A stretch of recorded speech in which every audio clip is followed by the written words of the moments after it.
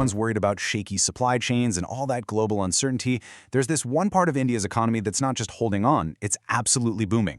We are talking, of course, about the services sector. And its story? Well, it's a fascinating one. It's about incredible growth, but it also has some really surprising paradoxes. So let's dive right in. Okay, let me ask you something. When you hear the words economic growth, what's the first thing that pops into your head? For most of us, for decades, the answer was probably factories, right? Manufacturing, physical goods. But what if that's not the whole story anymore? What if the real engine, the thing actually driving growth today, is something you can't even touch? Yep, you guessed it. It's services. Think about it. The software on your phone, the person you chat with for customer support, the consultant you see on a video call, that whole world. This is the sector that's kind of becoming the new anchor for the entire global economy. It's providing this really crucial buffer against all the shocks, especially when the trade in physical stuff just slows down.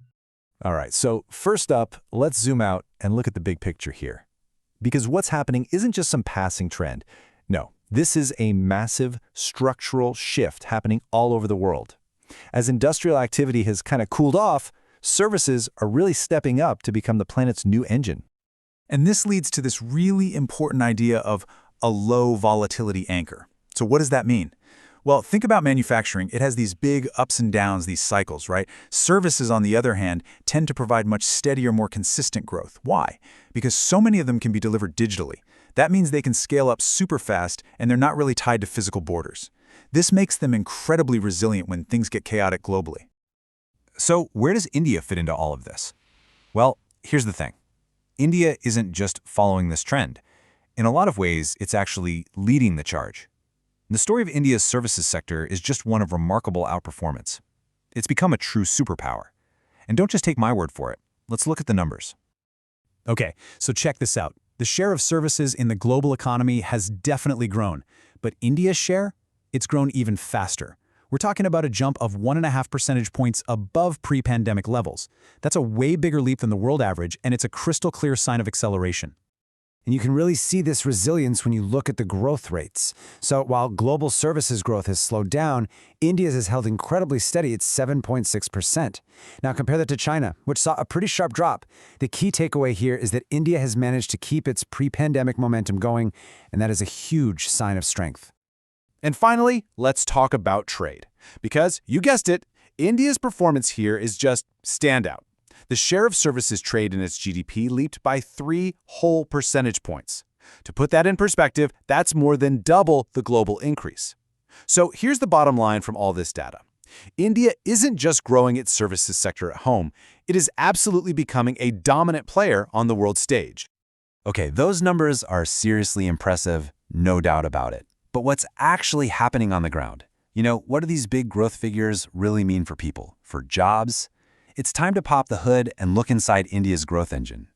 And this is where we run into our first big, fascinating puzzle. The growth is undeniable, right? But there's a really serious question about how it connects to employment. I mean, is this incredible boom actually translating into the kind of widespread job creation that the country really needs? Now, at first glance, you'd say absolutely yes. I mean, the services sector is at a staggering 40 million jobs in just the last 6 years. Just let that number sink in for a second. It now employs more people than the entire industrial sector. So yeah, it looks like a job creation machine. But as you might guess, it's a little more complicated than that.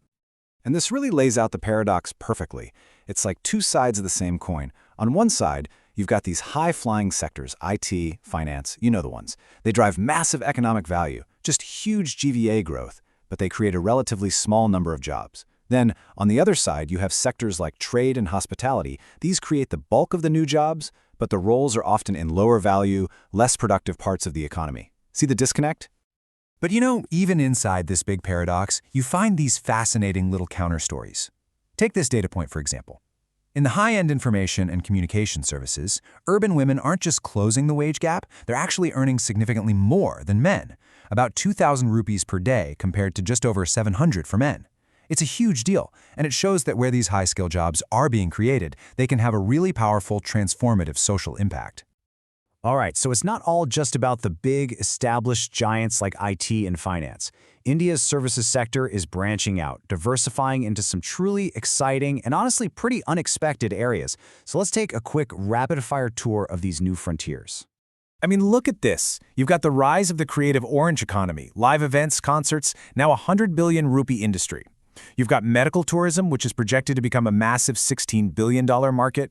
India's commercial space program, it's launched almost 400 foreign satellites, earning over $400 million. And then there are these new frontiers, like niche tourism with hiking trails and marinas, and of course AI, which is fueling a nearly 40% jump in AI-intensive service exports. I mean, what a dynamic, diverse, and future-looking ecosystem this is. And all of this brings us to our final section, and honestly the biggest, most profound paradox of them all. This one goes way beyond just jobs and growth numbers. It asks a really fundamental question about what all this success in services actually means for the country as a whole. Okay, to really get this, we need to quickly define one key term: state capacity. Sounds a bit academic, but it's actually super simple. It's just the government's ability to get things done effectively. Think about it as the basic machinery of the state. You know, reliable ports, efficient courts, clear regulations, all that stuff working smoothly and predictably. Now here's where it gets really crucial. Think about the two different paths to export success. If you want to export physical goods like cars or textiles, the entire system has to work. The ports, the customs, the logistics, all of it. Success here literally forces the state to get better, to improve its capacity. But services exports, they're totally different.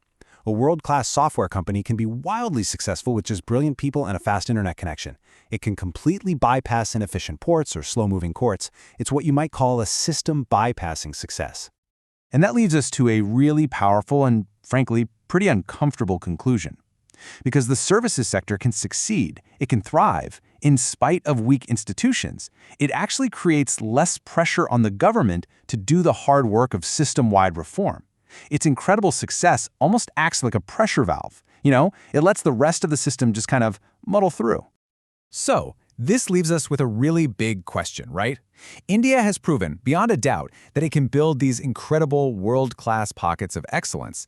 But the real question is, can a nation truly develop with just pockets of excellence? Or does it eventually need to strengthen the entire system for everyone? And that right there is the great services paradox, the central puzzle at the heart of India's superpower story.